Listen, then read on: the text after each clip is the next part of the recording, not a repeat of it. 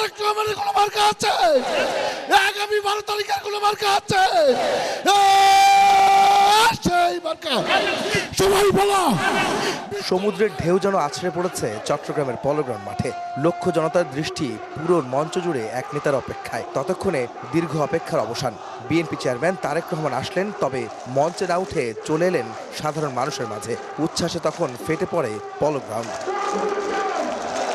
তিনি মঞ্চে ওঠার পর সাধারণ মানুষ, নেতাকর্মী ও সমর্থকদের মুখে তখন তারেক বন্দনা স্লোগানে প্রকম্পিত হতে থাকে চট্টগ্রাম। ভোর থেকে চট্টগ্রাম বিভাগের বিভিন্ন স্থান থেকে ব্যানার, ফেস্টুন, প্ল্যাকার্ড হাতে আসতে থাকেন কর্মী, সমর্থক ও সাধারণ মানুষ। মাঠ যখন কানায় কানায় পূর্ণ, তখন অপেক্ষার অবসান ঘটে নির্বাচনী জনসভার। বক্তব্য দিতে উঠেই বিএনপি চেয়ারম্যান তারেক রহমান সালাম জানিয়ে চট্টগ্রামের ভাষায় কুশল বিনিময় করেন বন্দর নগরীর মানুষের সঙ্গে।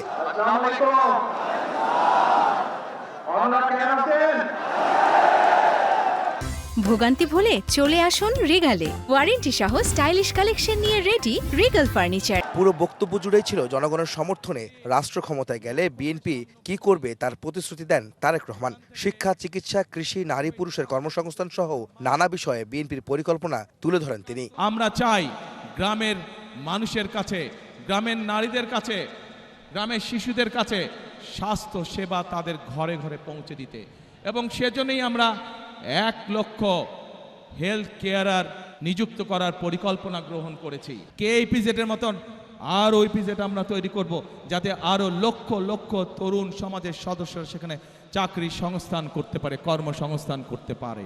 চট্টগ্রামকে বাণিজ্যিক রাজধানী হিসেবে গড়ে তোলার পাশাপাশি এই শহরের জলাবদ্ধতা নিরসনে পদক্ষেপ নেওয়ার প্রতিশ্রুতি দেন তারেক রহমান। এছাড়াও বিএনপি চেয়ারম্যান বলেন, তাদের দল ক্ষমতায় গেলে মানুষের নিরাপত্তা নিশ্চিত করা ও দুর্নীতির টুটি চেপে ধরা হবে অন্যতম প্রধান কাজ।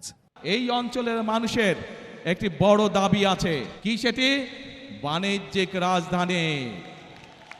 ইনশাআল্লাহ বিএনপি আগামী 12 তারিখে নির্বাচনে আপনাদের সমর্থনে বিএনপি সরকার গঠনে সক্ষম হলে খালেদা জিয়ার সেই উদ্যোগ যত দ্রুত সম্ভব আগামী বিএনপি সরকার সেটিকে বাস্তবায়ন করবে। যে কোনো মূল্যে আগামী বিএনপি সরকার দুর্নীতির টুটি চেপে ধরবে। আমরা যেসব পরিকল্পনা গ্রহণ করেছি সেই সব পরিকল্পনার মধ্যে কেউ যদি আইন শৃঙ্খলা ভঙ্গ করে বা দুর্নীতির মাধ্যমে সেগুলিকে বাধাগ্রস্ত করেন, তাদেরকে কোনো ছাড় আমরা দেব না ইনশাআল্লাহ। নির্বাচন নিয়ে ষড়যন্ত্রের কথা বললেও পুরো বক্তব্যে কোনো দল বা ব্যক্তির বিরুদ্ধে সমালোচনা করেননি তারেক রহমান। বিগত 15 বছর যেভাবে আপনাদের রাজনৈতিক এবং অর্থনৈতিক অধিকার ছিনিয়ে নেওয়া হয়েছিল, সেরকম একটি ষড়যন্ত্র আবারও শুরু হয়েছে। আপনাদের প্রতি আমার আহ্বান, এই ষড়যন্ত্র সম্পর্কে সকালে সজাগ থাকবেন। প্রতিদ্বন্দ্বী দল যারাই হোক না কেন, আমরা যদি শুধু সমালোচনা করার অর্থে শুধু সমালোচনাই করি, দেশের মানুষের পেট ভরবে? পেট ভরবে না। গণতন্ত্র ও মানুষের অধিকার রক্ষায় চট্টগ্রামের পলোগ্রাউন্ডের জনসমাবেশ থেকে আবারও ধানের শীষের পক্ষে ভোট চান তারেক রহমান। সকল প্রার্থী আমার পাশে দাঁড়িয়েছেন, আপনাদের এলাকার উন্নয়নের দায়িত্ব এই মানুষগুলোর উপরে থাকবে।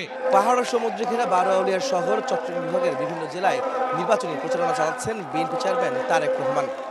জনগণের ভোটে রাষ্ট্র পরিচালনার দায়িত্ব পেলে দেশের আর্থসামাজিক উন্নয়ন ও মানুষের অধিকার রক্ষায় অতীতের মতো কাজ করুন বলেও প্রতিশ্রুতি দিচ্ছেন তিনি।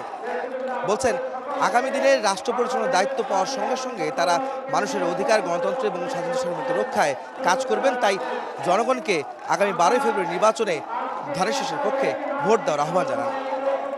আহমেদ সালেহীন, সময় সংবাদ, পলোগ্রাউন্ড, চট্টগ্রাম।